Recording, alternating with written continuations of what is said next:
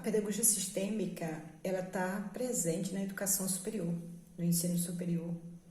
Por que ela está presente? Porque ela se constitui, em termos gerais, como a postura do professor diante do seu fazer pedagógico. E a gente fala da postura do professor porque nós estamos tratando de contexto educacional. Mas, de fato, o que essa postura é e deveria ser é uma postura humana. É uma postura que mais nos aproxima do que nós podemos ser como a mais pura expressão do amor. E essa máxima expressão do amor nos ensina Bert Hellinger, depois que ele bebe e muitos outros que vieram antes dele, a postura mais próxima do amor, mais sublime, é aquela que vê o outro como igual. É aquela que olha para o outro e respeita o modo como ele é, respeita a história de vida dele, respeita a pessoa exatamente como ela é. Então, nesse sentido, nós vamos sim encontrar as possibilidades de realizar uma pedagogia sistêmica no interior da educação superior. Eu sou professora da educação superior há quase 30 anos, trabalho em curso de pedagogia, portanto, com formação de professores, e eu falo com muita tranquilidade que eu tenho uma trajetória que, quando eu olho para ela, eu me orgulho muito, porque eu compreendo que ser professor tem sido na minha vida o cumprimento de uma missão nobre. Mas esse meu fazer, ele sofreu muitas mudanças para o mais depois que eu conheci o contexto das constelações familiares e os aprendizados da pedagogia sistêmica. Uma questão assim muito diferenciada que aconteceu foi compreender como que a pedagogia sistêmica nos orienta para atuar sem expectativa. Na minha prática, eu sempre trabalhei com muitas expectativas em relação ao aprendizado dos meus alunos e eu dizia isso para eles, que se eu estava no exercício de professora é porque eu nutria uma expectativa muito grande por eles, pela aprendizagem deles, né? Eu dizia a eles com toda clareza assim, de que eles eram muito capazes de aprender, né? E depois que eu conheci um dos princípios da pedagogia sistêmica, da gente não atuar com expectativas, eu observei as reações que os meus alunos tiveram e que me ensinavam e eu não observava. O quanto que eu trabalhar com uma perspectiva baseada em expectativas de aprendizagem do aluno, o quanto que isso pesava para o aluno, né? Uma outra orientação da pedagogia sistêmica é o não julgamento. E embora o julgamento não fizesse parte do meu repertório consciente, mas ele existia quando eu olhava para o meu aluno, embora jovem e adulto, e o julgava em relação às suas atitudes, em relação ao seu compromisso ou não com os estudos, né? E uma outra perspectiva da educação sistêmica é você fazer o seu trabalho pedagógico sem intenção. Não significa que nós iremos atuar sem objetivos a serem alcançados, mas eu acho muito interessante essa de sem intenção, que ela traduz a confiança que nós temos que ter no que nós estamos fazendo, que lá no fundo traduz, na verdade, a confiança que a gente tem que ter na vida. É muito interessante a gente observar, né? Então, eu confio que o meu aluno é capaz de aprender, porque eu sei que meu aluno é capaz de aprender, porque ele é ser humano como eu. E a capacidade de aprendizagem, ela é inerente à nossa condição humana. Então, eu não preciso nutrir expectativas, né? Eu não preciso julgar esse meu aluno, ou julgar a família desse meu aluno, ou julgar a trajetória dele, as condições de vida dele, né? E nem preciso também realizar um trabalho calcado em intenções.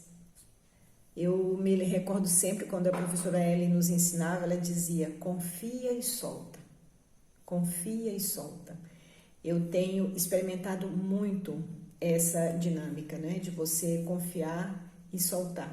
Porque eu tive uma postura pedagógica anterior ao conhecimento de outras possibilidades de atuação num campo mais dialógico, que, ao meu ver, insere a educação sistêmica, e eu observo que a perspectiva de prática pedagógica centrada no domínio, no controle, no autoritarismo, né? E na construção de uma postura de um professor que é o detentor do conhecimento, não contribui para a formação humana e nem para o aprendizado, que um está ligado ao outro, né? Eu trabalho com adultos. Eu sempre digo isso, mas a minha postura antes era como se eu estivesse trabalhando, nem sei com quem, que eu não posso nem dizer com crianças, que com crianças também é possível a gente estabelecer um diálogo, né? De fato, hoje, a minha prática pedagógica e as referências teóricas que guiam essa minha prática pedagógica, ela bebe de forma muito consistente, muito profunda nos ensinamentos de Bert Hellinger, nos ensinamentos da filosofia sistêmica. E eu gosto sempre de dar um exemplo. Eu tenho vários exemplos que eu podia dar, não é? Mas olha só, eu trabalho com uma disciplina chamada Educação de Jovens e Adultos. Essa disciplina, ela aborda com os alunos os fundamentos teóricos e práticos da atuação do professor na modalidade de educação de jovens e adultos. Quem é o público dessa modalidade? São pessoas que não concluíram a educação básica na idade considerada correta, né? São pessoas que, por uma série de razões, elas abandonaram a escola ou elas não tiveram acesso à educação. E elas retornam para estudar, né? E elas são pessoas mais velhas. E eu ficava procurando uma maneira, um modo mais fácil dos alunos compreenderem, dos meus alunos da pedagogia compreenderem o quanto a realidade do país é de baixa escolarização. Eu trabalhava com dados do INEP, eu trabalhava com dados do censo, eu trabalhava com dados do IBGE, e nós da pedagogia, nós das ciências humanas, né, nós não temos uma facilidade muito grande no campo da matemática, da estatística, né?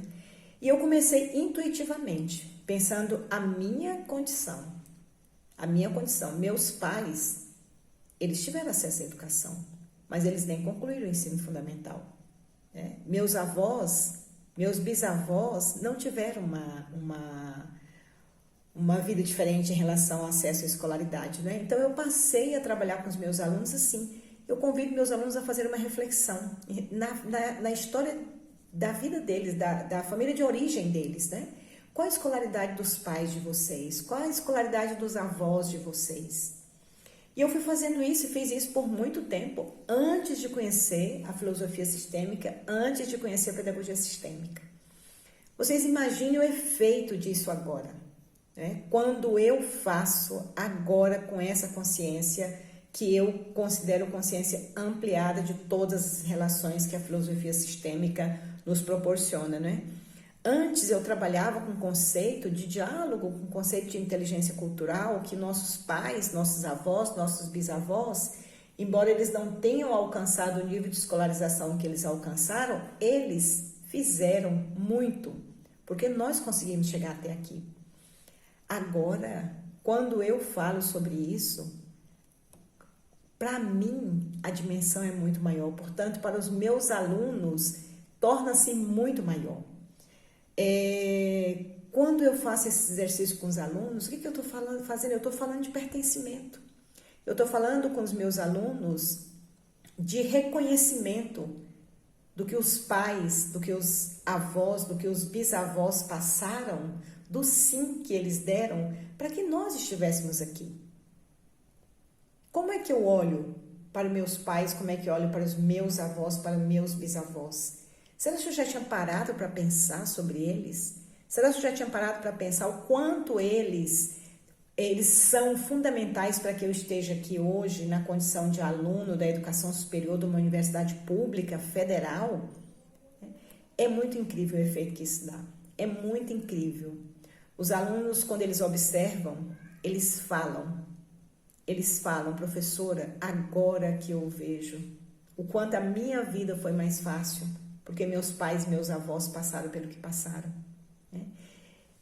Esse conteúdo, só esse conteúdo, eu consigo introduzir as 3 leis do amor, sistematizadas por Bert Hellinger. O pertencimento, a lei da ordem e o equilíbrio da RCB.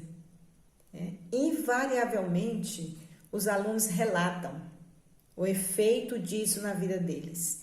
Normalmente, eu não trago a denominação. Gente, isso é pedagogia sistêmica, isso é filosofia sistêmica. Não, eu faço com eles e levo-os a essa compreensão. Do mesmo modo, quando eu trabalho em outras disciplinas, como, por exemplo, estágio, o tempo inteiro, eu trago os fundamentos da pedagogia sistêmica para conduzir, para orientar os meus alunos no exercício profissional. E um tema que eu abordo com muita frequência é em relação à família. Eu não falo da família só do aluno lá da educação básica na condição de criança. Eu falo das nossas famílias. E nós, quando éramos criança? E nós, como éramos crianças? Será que nós gostaríamos de que nossas famílias fossem julgadas pelos que elas são? Será que nós gostaríamos que o professor olhasse para os nossos pais e considerasse nosso pai menor, nosso pai errado, que nós deveríamos ter outros pais que não os que nós temos? E o efeito disso é imediato. É imediato. Os alunos, eles sentem no corpo, eles relembram, eles trazem memórias de quando eles eram crianças. Ou seja, com a pedagogia sistêmica, eu tematizo as questões que eu já fazia sob outras perspectivas teóricas, embora essas outras perspectivas teóricas permaneçam, estão presentes na minha prática pedagógica, mas com uma visão mais ampliada, à medida em que eu trago como referência de aprendizagem a própria história de vida do aluno, a própria história de vida do meu aluno. Quem é o meu aluno na universidade que cursa licenciatura em pedagogia? Ele é aquela criança que hoje está na educação básica em uma escola pública. Não é diferente, porque são essas crianças, por uma série de razões que a gente não vai entrar aqui no mérito, são as crianças que hoje estão na escola pública que amanhã serão os meus alunos e serão os futuros professores. Quando eu faço esse movimento para que eles observem como é que os processos ocorrem, eu trato em específico de conteúdo da educação sistêmica. E eu falo sim de ancestralidade, e eu falo sim de emaranhados, e eu falo sim da necessidade da gente observar os efeitos que acontecem na criança quando ela, identificada com a professora, age e reage de uma determinada forma. E dou exemplos para eles. E dou exemplos, inclusive, exemplos que eu já os tenho a partir da minha prática, com formação de professores. A partir da minha prática, com um grupo de estudo que eu tenho, nós estudamos o livro da Marianne Frank e eu tenho professores que frequentam, Então, os professores comentam o que eles fazem, o resultado do que eles fazem, porque a gente sabe que os resultados são imediatos. São muito imediatos, Muito imediatos mesmo. E eu relato para os meus alunos. Depois que eu faço esse processo de viver no corpo, de compreender, de olhar para eles como criança que eles foram, De olhar para a família que eles têm, daí sim eu abordo a filosofia sistêmica como um aporte de conteúdo teórico e de orientação didática e metodológica. Eu pretendo, inclusive, cadastrar uma disciplina, uma atividade integrante, aliás, que é como o nosso curso é organizado, e ensinar formalmente. Mas, para mim, não é só o ensino formal de uma atividade que dê resultado, Mas esse ensino ele tem que ser diferente. A gente tem que sentir no corpo. Algo assim que me marcou muito no aprendizado da educação sistêmica, que sim, a discussão teórica ela é fundamental, a exposição é fundamental, mas o aprendizado ele passa pelo corpo da gente, não é só pelo cognitivo, é pelo sentir no corpo. Então hoje também eu faço outras práticas, como por exemplo, hoje eu tive aula ainda há pouco e meus alunos viram um documentário, assistiram um documentário sobre a juventude, sobre jovens, né? Os medos, os anseios, né? As angústias das pessoas na idade da juventude. E qual é a primeira atividade que eu passo para eles? Antes, vocês vão pensar qual é o conceito que vocês têm de jovens. Como é que vocês olham para os jovens, né? Independente de classes sociais, né? Faça uma reflexão primeiro sobre isso, depois assista o documentário. E quando você estiver assistindo o documentário, observe o corpo de vocês. O que vocês sentem? Vocês ficam tranquilos? Vocês ficam ansiosos? Aceleram os batimentos cardíacos? As mãos suam? Né? Como é que vocês sentem? Como é que o corpo de vocês sente? Que sentimento que vem quando vocês estão assistindo? E é muito incrível que os alunos relatam, que os alunos escrevem. E o que eu observo assim, que eles não me questionam dizendo, professora, mas isso é muito diferente. Eu nunca fiz isso com ninguém. Eles fazem. O que eu compreendo? Eles fazem porque é algo natural. Como são naturais as 3 leis do amor. É natural a gente aprender a partir do corpo. E quando eu aprendo verbalizando o que eu senti no meu corpo, o aprendizado está consolidado. Ele não vai esquecer disso, porque ele viveu a experiência, né? E eu já fiz também formação de professores, e com os professores eu fiz sim exercício sistêmico com eles, né? E a reação é o que nós vivenciamos quando nós fizemos a formação com a professora Ellen, né? Quando você sente no corpo, você tem a dimensão do poder que as palavras têm. Você tem a dimensão do poder que as palavras têm em acolher ou excluir. Né? E você tem a dimensão que as palavras não são necessárias para acolher ou para excluir. Porque o que você sente no seu coração, você emana. E você emanando, você vai ou excluir ou acolher. E é muito incrível assim, porque a gente observa que o acolhimento não é da natureza nossa enquanto nós estamos na fase da infância, de modo algum. O acolhimento, ele é necessário em qualquer fase que nós estejamos, porque nós somos seres humanos. E enquanto seres humanos, nós somos seres gregários, né? Nós queremos viver aglomerados, né? E aí, a depender das condições em que a nossa formação aconteceu, a nossa formação ocorreu, né? Nós temos uma dimensão maior ou menor do que nós somos mesmos, assim nós vamos expressar, né? Então, por exemplo, agora que eu aprendi, eu sei como dizer para os nossos alunos, eu sei de que lado eu recebo os meus alunos. Para eu ser quem? Apenas a professora. Apenas a professora. E isso foi de um aprendizado muito grande. Eu compreender que eu sou apenas a professora. Na educação superior também. Porque os alunos trazem as questões deles, que eu acolho no meu coração, né? Eu tenho uma trajetória de muita escuta aos alunos. Mas agora, a escuta que eu faço dos meus alunos, né, eu diria assim, ela ficou mais qualificada à medida que eu aprendi com a educação sistêmica, com a pedagogia sistêmica, que eu sou apenas a professora. E sendo apenas a professora, né, eu vou centrar o meu trabalho no que eu tenho que fazer como professora. Eu não sou a mãe do aluno, eu não sou a tia do aluno, eu não sou o esposo da minha aluna ou a esposa do meu aluno, porque são as questões que eles nos trazem. Eu sou apenas a professora. E sendo a professora, eu busco ser cada vez mais acolhedora, cada vez mais para o mais. Que inclusive a gente já aprendia isso com Paulo Freire.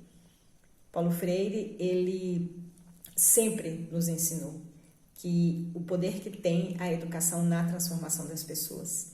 E o poder que tem a educação na transformação das pessoas ele só existe se a gente contribuir para que, de algum modo, a pessoa olhe para si mesma. E a pessoa perceba os emaranhados em que ela se encontra nas relações com os seus, do seu sistema familiar.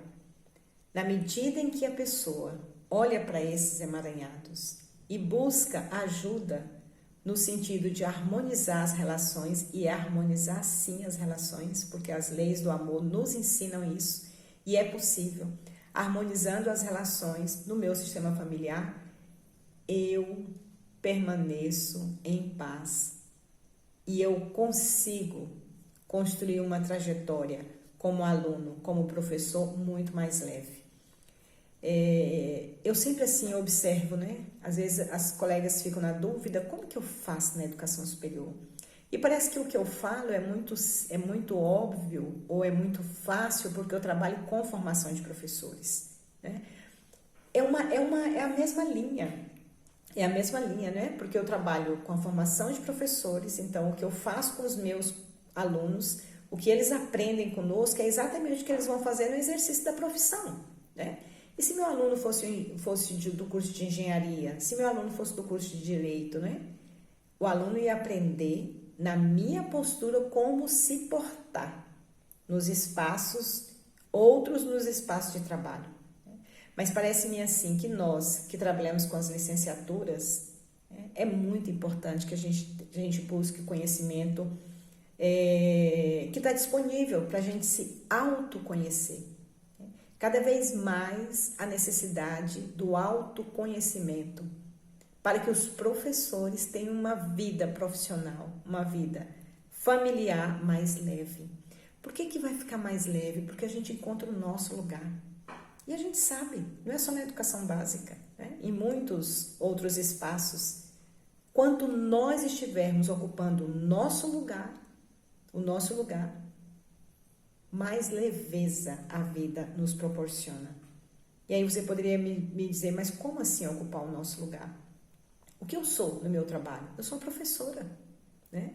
Eu sou professora, eu pertenço à instituição e eu sou professora. E o meu trabalho vai encontrar equilíbrio quando eu doar ao meu aluno o que eu preciso doar, como professora, né? Eu sou responsável pelo ensino, eu sou responsável na contribuição na formação do meu aluno, contribuição, porque a universidade, a escola, ela não é o espaço de formação, ela é um dos espaços de formação, porque nós nos formamos não somente como profissionais, né? Mas principalmente nos formarmos como seres humanos, principalmente, né? Tudo que nós temos para nós nos tornarmos humanos, de fato, existe em nós. E o que a educação faz? Ajuda a aflorar essa potência que existe em nós, para nós termos verdadeiros seres humanos. E aí, como eu falei no início, qual é a expressão maior do amor? A relação de respeito. O aprendizado da relação de respeito, ele não acontece de outra forma se não passar por nosso corpo. Não acontece de outra forma. Ele não acontece com aulas e aulas de excelentes professores.